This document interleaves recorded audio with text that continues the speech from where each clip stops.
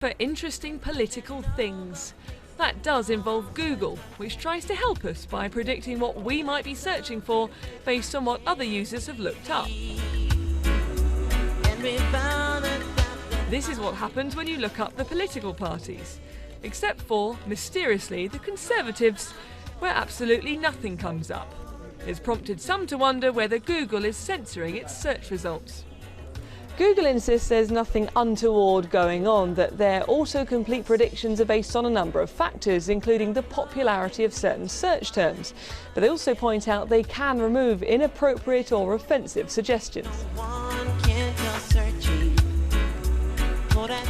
And even if the searches are predictable, the results may not be.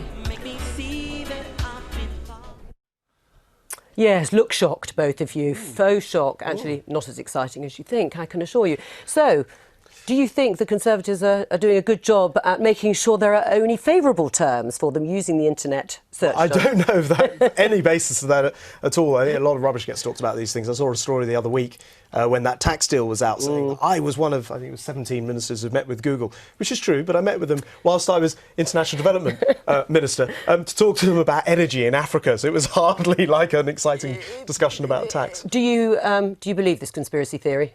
Well, I don't know. It was rather startling that it should show that. So you're going to test the theory. It's important, and what can Google and the Conservative Party possibly have to help each other about? Right. Well, I don't know. Perhaps you could suggest. I wonder. Now, how do you do this? I mean, there are ways, aren't there, of actually making sure that favourable responses come up when you Google certain things. Well, I've never blimming well discovered it. Well, you had an experience in marketing. You would know how to do it. You type my name and you'll find plenty of less than favourable coverage. Labour are just not very good at managing this sort of thing, and maybe they need to be. Well, I don't know whether we can manage this or whether Google could enlighten us on why that is. But I think certainly you go across the internet, you can find a huge amount of stuff about the Conservative Party. So why Google hasn't picked up on this, I don't quite know.